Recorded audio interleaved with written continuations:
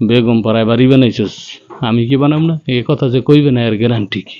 গত কয়েকদিন ধরে একটা জিনিস নিয়ে খুব ঠেলাঠেলি চলতে আছে, চাইছি এই ব্যাপারে কিছু কথা কমু, এর লিগে আসলে আপনাদের সামনে আইলাম। কথাটা হইল গিয়ে পিআর পদ্ধতির নির্বাচন লইয়া বড় দলগুলোর মধ্যে ছোট দলগুলোর খুব একটা ঠেলাঠেলি চলতে আছে।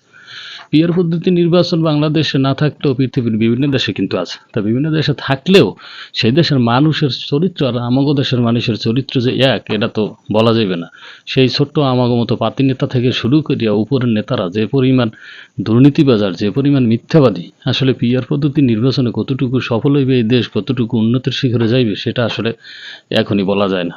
তারপরও পিআর পদ্ধতির নির্বাচনের যদি সঠিক কিছু নিয়মতান্ত্রিক উপায় যদি মানা যায়, তাহলে দেশের জন্য আসলেই ভালো হইবে। কিন্তু ভালো যে হইবে এটা তো সত্য কথা, কিন্তু আইন তো এখনো আছে। আইন যদি আমরা এখনো মানি, তাহলে কিন্তু যেই পদ্ধতিতে আছে ওই পদ্ধতিতেই কিন্তু ভালো করে নির্বাচন করা যায় এবং সুন্দরভাবে দেশের স্বার্থে, দেশের উন্নতির স্বার্থে কাজ করা যায়।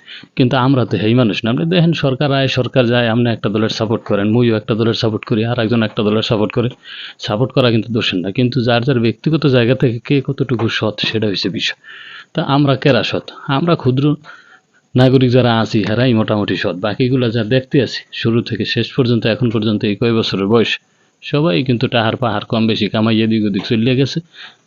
এখন যদি পিআর পদ্ধতিতে নির্বাচন হয়, তাহলে আসলে সুবিধাটা কি? আসলে কিন্তু জনগণের একটা সুবিধা আছে, জনগণের পক্ষে কথা কইবে, কিন্তু আদৌ কি কইবে?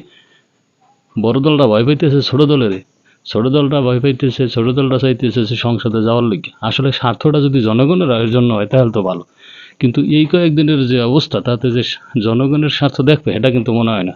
ওই যে ডিমের বাচ্চার মধ্যে তখন ফুটতেই একটা দল বানাইয়া হইয়ার পর হেরা যা শুরু করছে। বড় দলগুলোরও অনেক সময় কিছু কিছু কামের ক্ষেত্রে কিন্তু এককালে পিছনে হেলাই দিছে।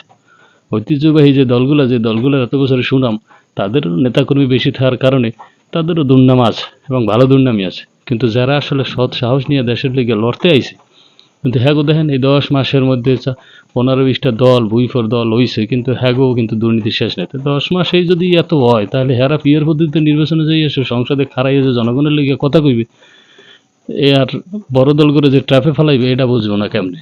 না বোঝার কিছু নাই, কারণ তাদের চরিত্র, মানে আমাদের দেশের চরিত্রই যেমন, এই চরিত্রটা তেমনই। আপনি দেখেন না চরিত্র হইবে না কি লিগে? কারণ আমরা কিন্তু শঙ্কর জাত। এটা যারা আছেন মোটামুটি সবাই জানেন যে বাঙালি কিন্তু শঙ্কর জাত।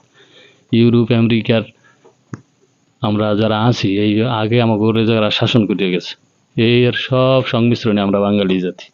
এই শঙ্কর জাত হওয়ার কারণে আমাকে চরিত্রও কিন্তু এই শঙ্করের মধ্যে বিভিন্ন ধরনের চরিত্র। দেখেন আপনি যদি সংসদে এরা যায়, তাহলে কি কামটা করবে এটা আপনারাই ভালো জানেন। তা আমি ব্যক্তিগতভাবে পিআর পদ্ধতির পক্ষে এখন না, কারণ পিআর পদ্ধতি করতে হলে সংবিধানের অনেক